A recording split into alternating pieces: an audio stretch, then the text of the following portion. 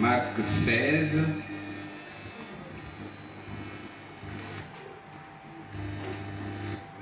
Marc 16.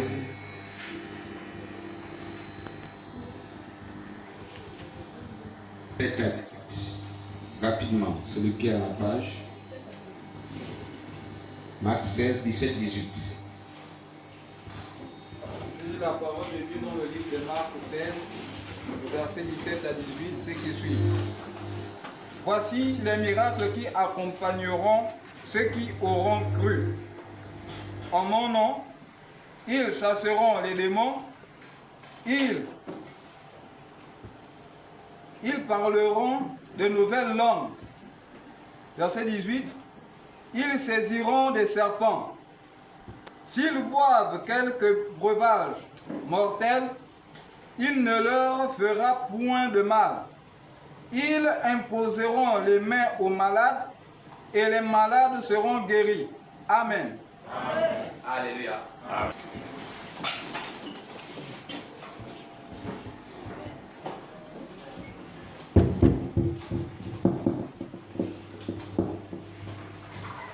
Marc 16, les versets 17 à 18.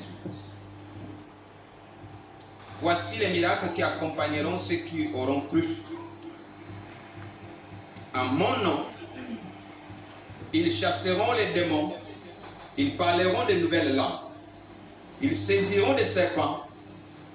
S'ils boivent quelques breuvages mortels, ils ne leur feront point de mal. Ils imposeront les mains aux malades et les malades seront guéris. Alléluia. Amen.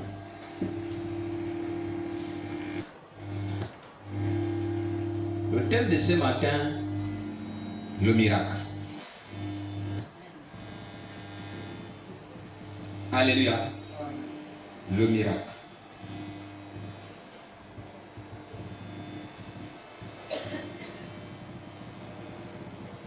Bien aimé, il faut bien lire ce texte. Voici les miracles qui accompagneront ceux qui auront cru. En mon nom. Si c'est votre nom, ça c'est votre affaire. Si c'est au nom de quelqu'un d'autre, c'est votre affaire. Mais Jésus dit en mon nom, donc au nom de Jésus, ils chasseront les démons. Frères, sœurs, chasser les démons est un miracle. Est-ce que quelqu'un a compris ça? C'est écrit, hein? Chasser les démons est un miracle. Parler de nouvelles langues est un miracle.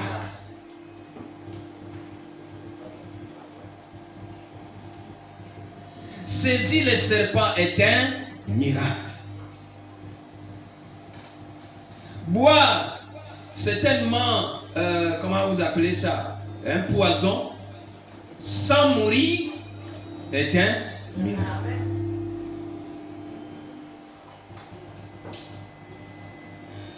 Les miracles sont cités ici. Mais se marier n'est pas un miracle. C'est pas écrit, hein? C'est pas écrit. Même si ça relève du miracle pour toi, mais la Bible avait déjà dit que l'homme ne soit pas seul. Donc en fait, le mariage était déjà scellé. Ce n'est plus un miracle. Je ne sais pas si quelqu'un comprend. Saisir les serpents, c'est un miracle. Parler des langues, de nouvelles langues, c'est un miracle. Attention, les nouvelles langues. Là, il faut faire une distinction. Ça peut être des langues des hommes, comme ça peut être des langues des anges. Tu te retrouves, on te prend dans l'avion aujourd'hui, on te dépose en plein milieu de New York, tu n'as jamais été à l'école, tu commences à parler anglais. C'est un miracle. Alléluia. Amen. Tu commences à comprendre, mais comment? Qu'est-ce que les gens là disent? Mais je comprends. C'est ce qui s'était passé le jour de la Pentecôte. Mais ces gens-là ne sont pas des nôtres. Mais ce qu'ils disent là, on comprend. Comment font-ils pour parler dans nos langues? Mais les gens qui parlaient comme ça, ce n'étaient pas des anges. C'était des hommes. Donc ces gens-là parlaient les langues des hommes. Mais sauf que c'était certainement des Nzébi qui étaient au milieu des Kota et qui parlaient en Nzébi, mais les Kota écoutaient. Alléluia.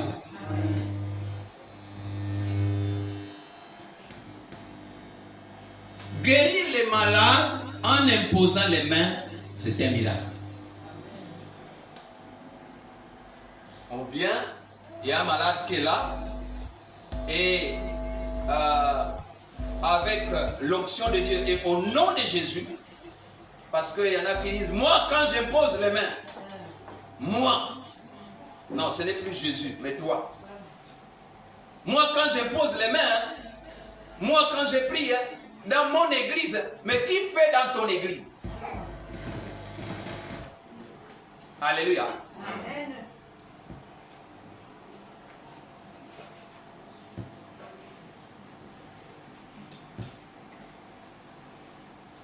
Le Seigneur Jésus a promis en son nom à tous ceux qui croiront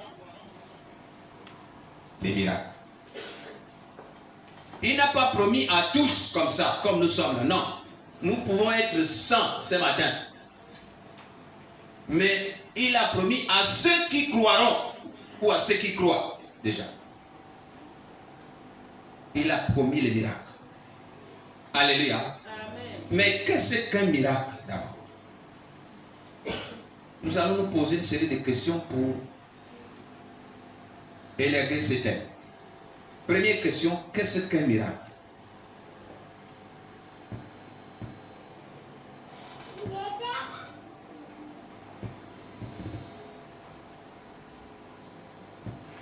Bien-aimés, lorsque nous ouvrons nos dictionnaires,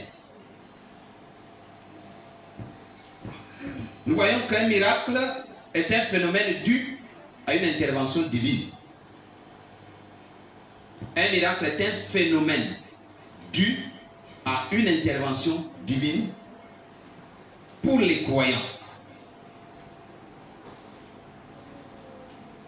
Un miracle est un phénomène qui provient d'une intervention divine pour les croyants.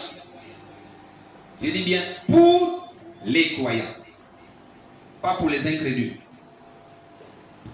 Pour ceux qui croient, le miracle est un phénomène qui provient d'une intervention divine.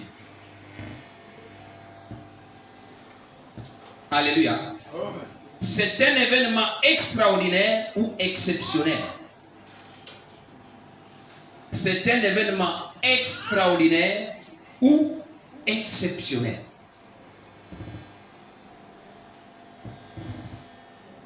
C'est un événement extraordinaire ou exceptionnel.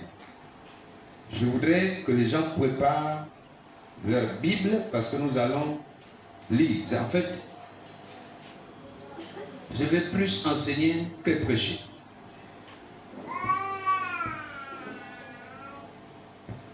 Alléluia.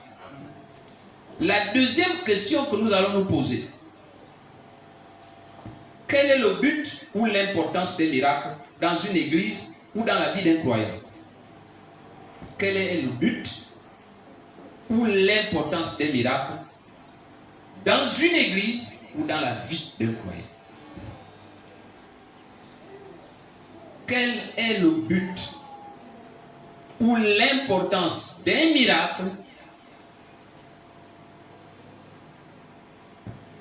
Quel est le but ou l'importance d'un miracle dans une église ou dans la vie d'un croyant?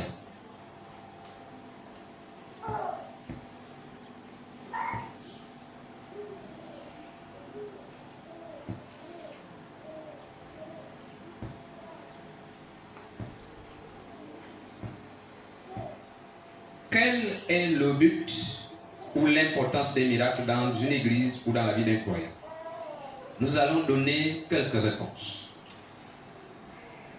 Alléluia. La première réponse se trouve dans Marc 16, 17, 18 que nous venons de lire. Le miracle confirme la parole de Dieu. Le miracle confirme la parole de Dieu.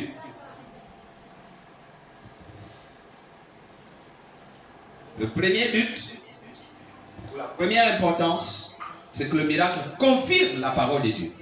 Parce que Dieu avait dit quoi? Voici les miracles qui accompagneront ceux qui auront cru. Donc dès qu'il y a un miracle, ça vient confirmer cette parole. Donc on peut même dire, le miracle confirme la parole de Dieu en Marc 16, 17, 18.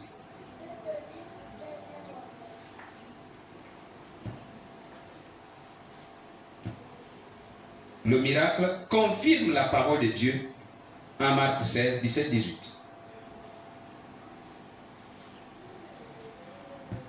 Deuxièmement, le miracle tire l'attention des gens vers Christ. Le miracle tire l'attention des gens vers Christ.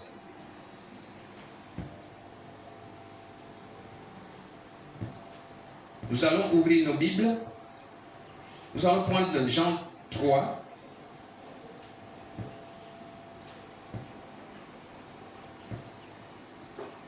Jean 3, 2. Nous allons prendre Jean 9, 32. Et nous prendrons Matthieu 9, 8. Jean 3, 2. Jean 9, 32. Et Matthieu 9, 8.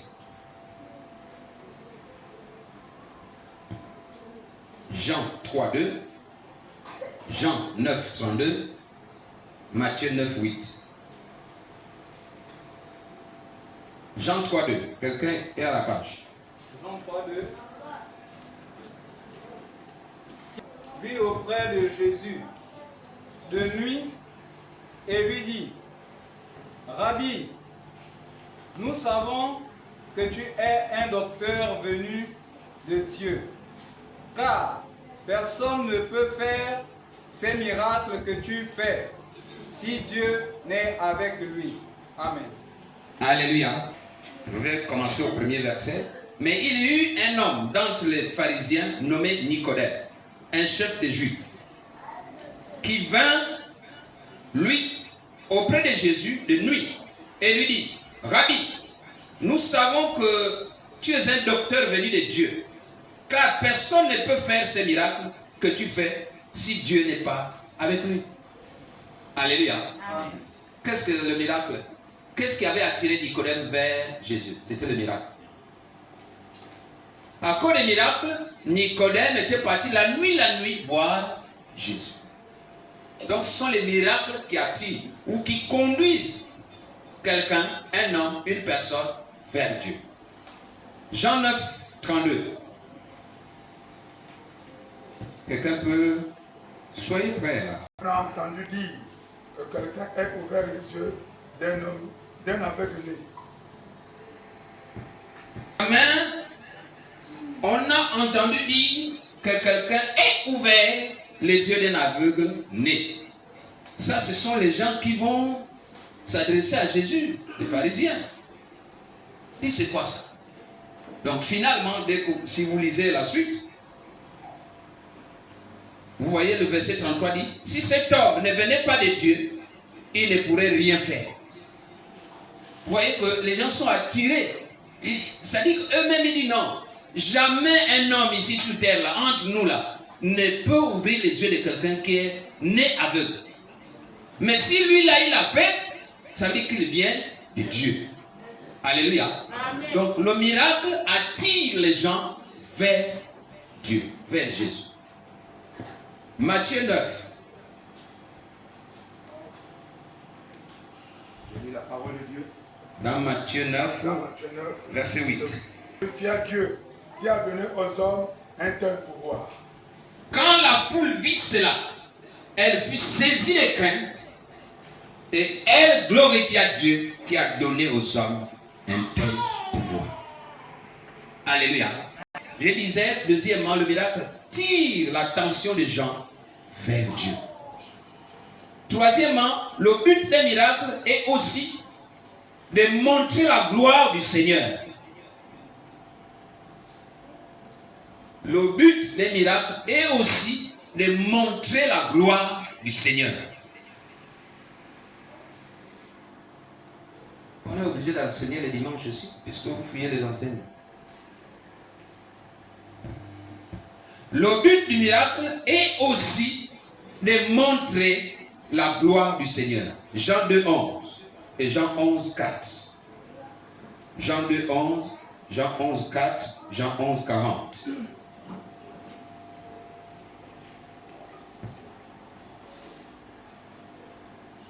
Jean 2, 11. La Bible dit. Jean 2, 11, il est écrit, Jésus lui répondit, Femme, qu'y a-t-il entre moi et toi? Je ne sais pas si on est dans Jean 2, 11. Jean 2, Jean 2, oui. 11. La parole de Dieu. Dans Jean 2, 11. Tel fut À à Cana, en Galilée, le premier des miracles que fit Jésus. Il manifesta sa gloire et ses disciples crurent en lui. Il manifesta sa gloire et ses disciples crurent en lui. Donc le miracle, c'est aussi pour manifester la gloire de Dieu. Alléluia.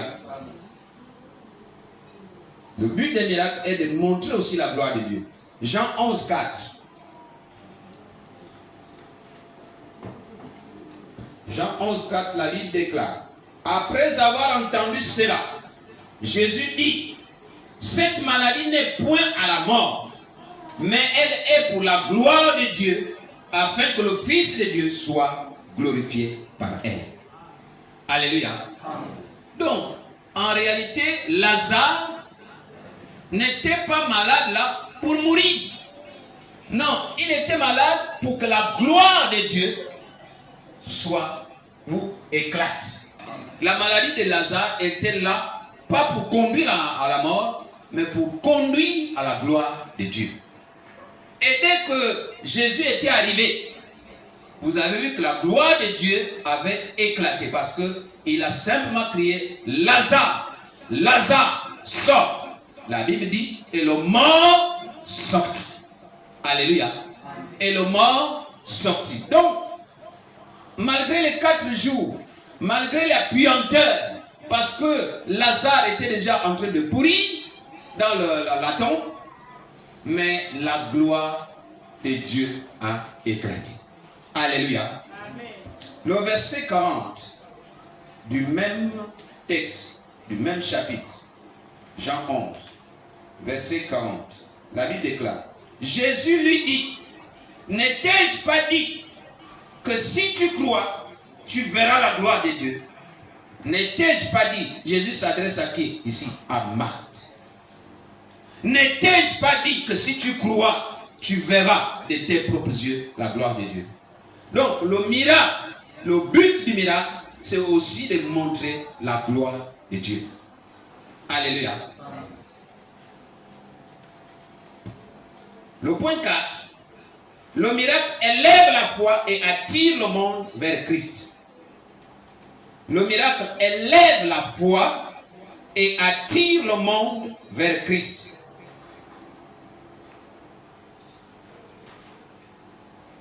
Le miracle élève la foi et attire le monde vers Christ.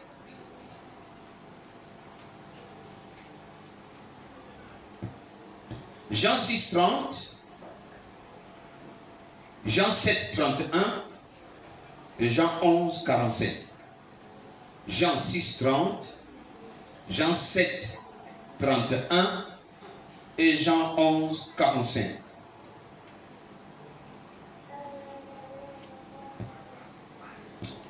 Jean 6, 30. La Bible déclare, quel miracle fais-tu donc? Lui dit-il, afin que nous le voyions et que nous croyions en toi. Que fais-tu? Alléluia. Le miracle élève la foi. En fait, les pharisiens demandent à Jésus, quel est le miracle que tu fais pour que nous croyions, pour que nous ayons confiance en toi? Donc, si Jésus fait le miracle, là ils vont croire, là ils vont avoir la foi, là ils vont avoir confiance en lui. Alléluia. Quel miracle fais-tu? Lui dit-il, afin que nous le voyions et que nous croyions en toi. Pour croire en toi, il faut que nous voyions d'abord un miracle. Alléluia. Jean 7, 31.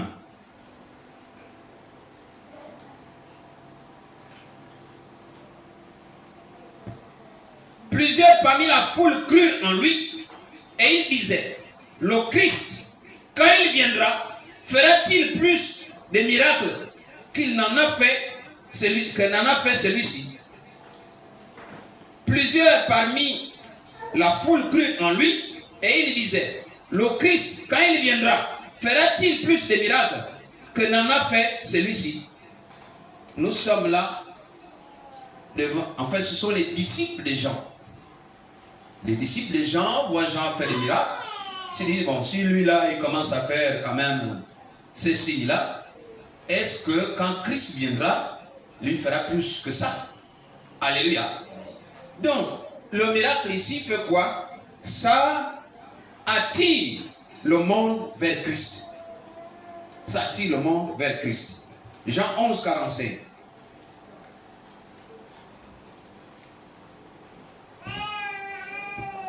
Jean 11, 45, la Bible déclare, plusieurs des Juifs qui étaient venus vers Marie et qui virent ce que fit Jésus, crurent en lui. Alléluia. Ça veut dire que si Jésus n'avait pas réussi à sortir le mort de la tombe, il n'allait jamais croire. Alléluia. Mais la Bible dit, plusieurs des Juifs qui étaient venus vers Marie et qui virent ce que fit Jésus, crurent en lui. Donc ils ont cru parce qu'ils ont vu les miracles. Même si quelque part il est écrit, heureux ceux qui croient sans avoir vu.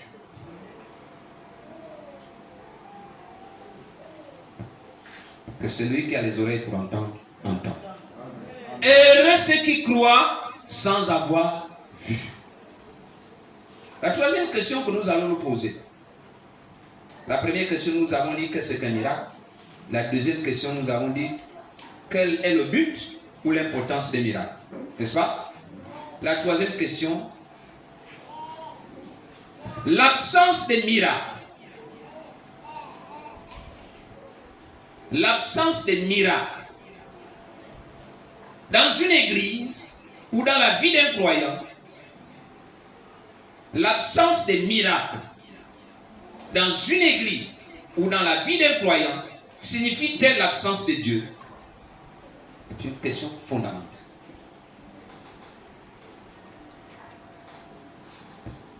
L'absence des miracles dans une église ou l'absence ou dans la vie d'un croyant signifie-t-elle l'absence de Dieu?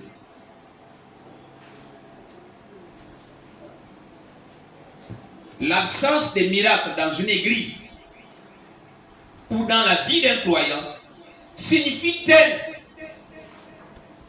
l'absence de Dieu? Qu'est-ce que vous pensez?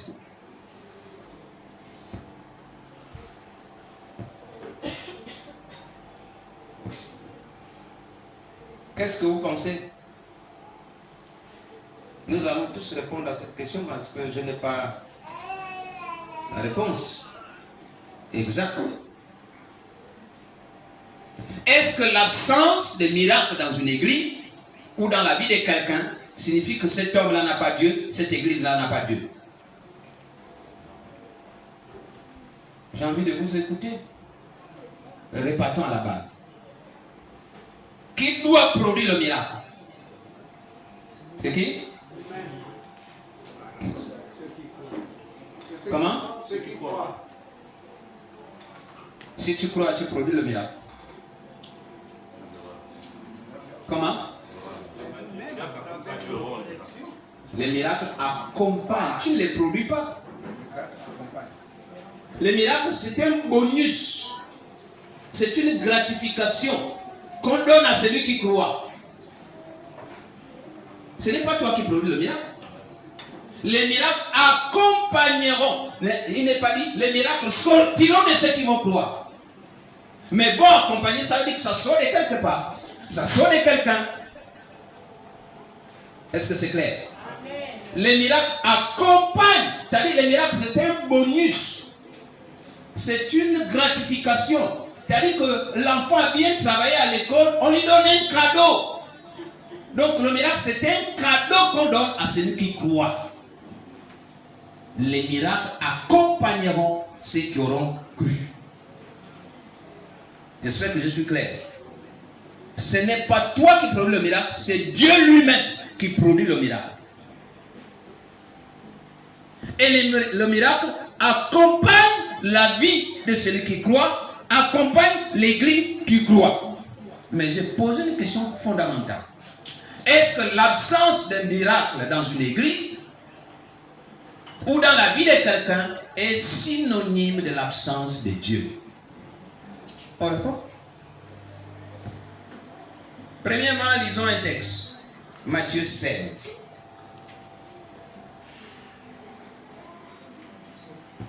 Nous allons donner quelques réponses. La première réponse se trouve dans Matthieu 16.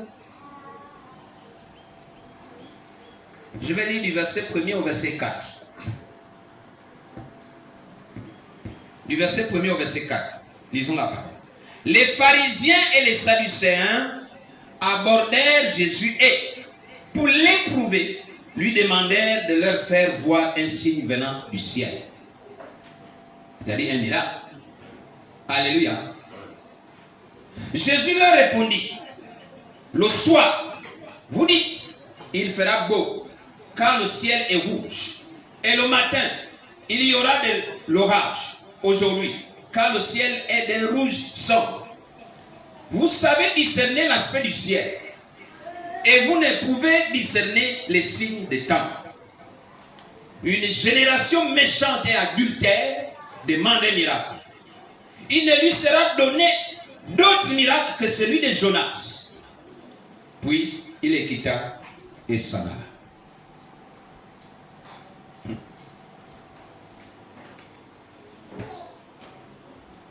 Les pharisiens et les sadducéens abordèrent Jésus et lui ont demandé de faire un miracle.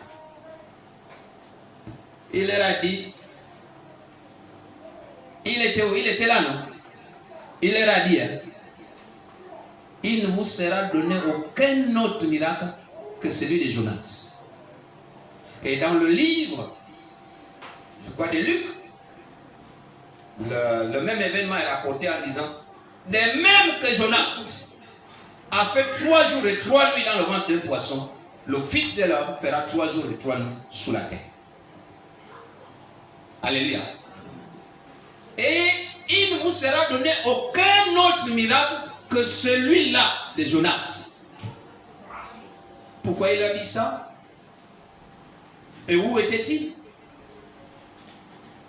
Jésus était là avec eux, mais il a refusé de donner le miracle. Pourquoi? Ils ont réclamé le miracle, mais pourquoi a-t-il refusé de leur donner le miracle? Je vous écoute. Parce que ils n'ont pas cru à quoi? Oui?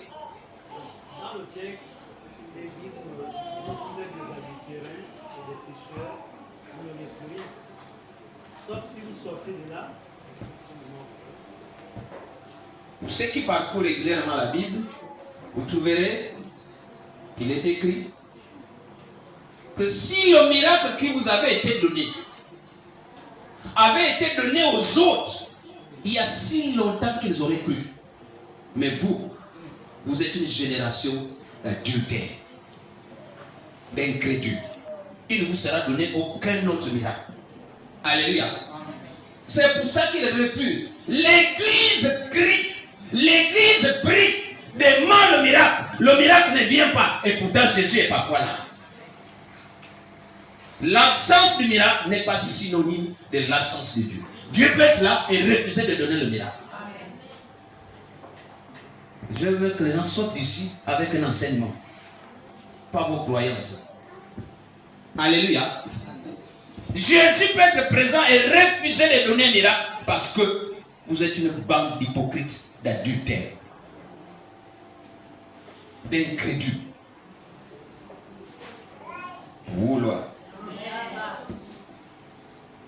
Jésus peut être là. Dieu peut être là dans la vie de quelqu'un. Dieu peut être là dans une église. Et ne pas donner le miracle. Il refuse.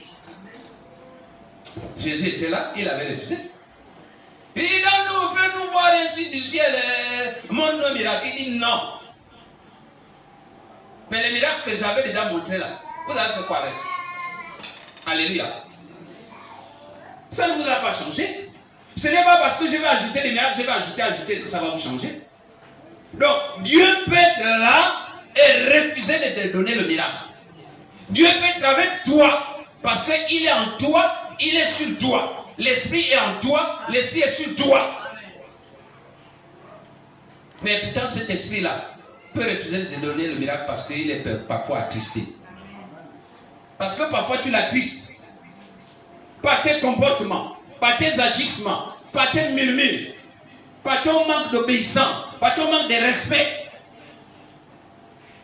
À cause de tous ces comportements-là, Dieu peut être dans une église, mais le miracle ne vient pas.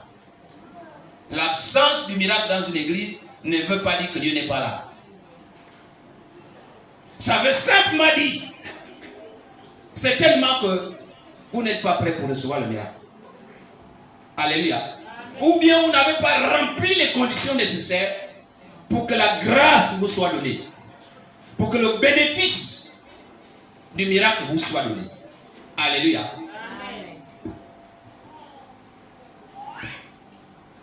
Frères et sœurs, Satan peut être, et c'est le cas aujourd'hui dans la plupart des églises, l'auteur des miracles. Est-ce qu'on est d'accord? Vous allez voir les miracles dans une église, mais ça peut être l'auteur de ces miracles-là peut être Satan. Ce n'est pas forcément Dieu. Il faut qu'on parle, non? Qu'on dise les choses proprement. On peut voir les miracles dans une église. Parfois ce n'est pas de Dieu. Ça ne vient pas de Dieu. Ça vient de Satan. Bon, il faut qu'on parle. Tous les miracles auxquels nous assistons aujourd'hui dans les églises ne sont pas nécessairement l'œuvre de Dieu. C'est des montages parfois. Quand moi je suis en train de prier pour quelqu'un, j'impose les mains, l'enfant peut-être a mangé quelque chose, elle est en train de rendre, on doit filmer, il faut que ça fasse le tour du monde. C'est quoi? C'est ça le miracle de Dieu? Non, en fait, je ne fais pas pour qu'on voit ça, je fais pour qu'on sache que moi là, je suis un faiseur de miracles. Alors que ce n'est pas toi qui fais le miracle. Mais lorsque le miracle vient maintenant de toi, il y a problème. Le miracle doit être le bénéfice que tu tires de ton engagement vis-à-vis de Dieu. Alléluia. Amen. Vous savez, je suis un peu frustré, outré, quand je vois des choses qui circulent et les gens ne les maîtrisent pas. L'enseignement, c'est important. C'est important d'être enseigné. Le miracle qu'on voit là, le miracle c'est le bénéfice. Le miracle c'est la gratification. Le miracle c'est le cadeau que Dieu donne à quelqu'un, que Dieu donne à une église. Parce que vous l'avez cherché en esprit et en vérité. Et donc, quand il voit votre engagement, quand il voit votre lutte, il dit, cela mérite. Parfois, vous n'êtes pas encore arrivé au top, mais il dit non, je donne quand même déjà quelque chose pour les encourager à aller plus loin. Il donne. Alléluia. C'est ça le miracle. Mais dans les églises, vous voyez les miracles tous les jours. Vous pensez que tous ces gens-là, même quand vous suivez leur vie là, ils sont corrects. Satan parfois les aide à faire les miracles. Alléluia. Amen. Satan est le père du mensonge. Il peut mentir des choses. Il peut calquer des choses. Vous avez vu, Satan fait des miracles en Égypte. Moïse jette son bâton. Pharaon fait quoi? Et il dit, c'est petit devant moi. Moïse avait jeté un bâton. Un seul serpent était sorti. Moïse, quand il jette son bâton, c'est au moins 1000 serpents qui sortent. Il dit, bon, qui de toi et de moi est plus fort? Tu parles, tu dis quoi? Tu fais le bruit. Je peux aussi sortir des serpents. Alléluia. Amen. Donc, le miracle, ce n'est pas nécessairement parce qu'il y a un miracle que Dieu est là. Non. Satan peut être là, présent, bien assis, bien enraciné dans ta vie. Il y a des ministères qui font du début à la fin. Il n'y a qu'un seul maître qui le guide, Satan. Il y a des ministères qui naissent juste pour avoir l'argent. Mais pour avoir l'argent de ce monde-là, de cette terre-là.